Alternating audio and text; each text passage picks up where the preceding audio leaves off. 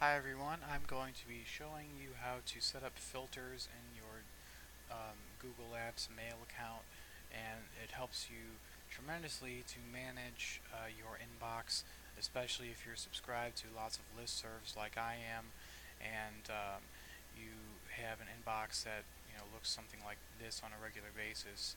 A lot of things that you really don't want to see most of the time you're checking your email, and in the end you will be able to have a nice little listserv folder like this where everything is tucked away in one nice place where you can look at it when you feel like it and not the rest of the time. So to start off, you're going to click this little gear icon in your inbox, go to settings, you want the one called filters, and create new filter. So it gives you a lot of options here for how to figure out which emails to filter. You can filter it by who it's coming from, who it's going to, subject, just a general keyword search. If you notice, most of the listservs have the little brackets, and then the name of the listserv inside of it is kind of the common notation. So we're going to go ahead and use that as our filter word. So we're going to put in the subject field code for lib with the brackets, and we're going to create filter with the search, and we're going to tell it to skip the inbox, and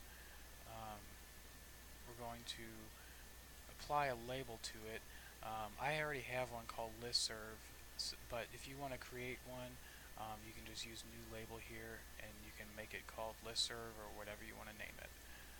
So then we'll select the listservs label, and those two are checked. That's all that we want to do. You could have it delete or lots of other things, but it's kind of not pertinent right now. And if we click this also apply to matching conversations, it will move the items that are already in our inbox instead of just future ones. So let's hit create filter, and okay, it looks like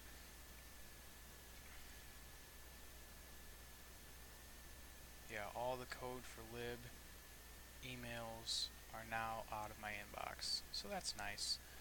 So let's just go ahead and keep plugging away here and do a couple more of these listservs. Go to settings, filters, create.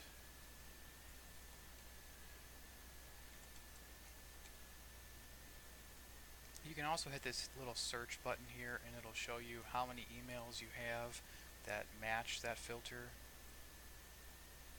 So we have quite a few.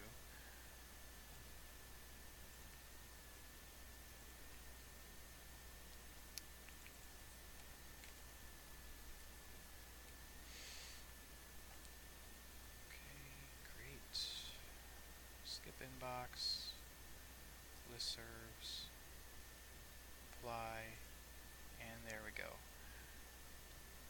We'll do one a little bit more complicated this time. If we go into the listserv folder, on the code for lib listserv, for example, and also some of the other ones, there are tons of job postings, and I really don't want to see that when I'm going through my listservs because it just clutters up everything.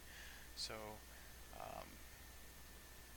we find, well, code for lib, whenever they have a job posting, they do code for lib and space job right after it. So I'm going to create a filter to get rid of all the code for lib job postings and just delete them. So we will go to settings, filters, create, and code for lib job. Create filter, and we're going to skip the inbox and then just delete it this time rather than applying a label and moving it to a folder. And there are no matching emails currently in my inbox, but that's okay.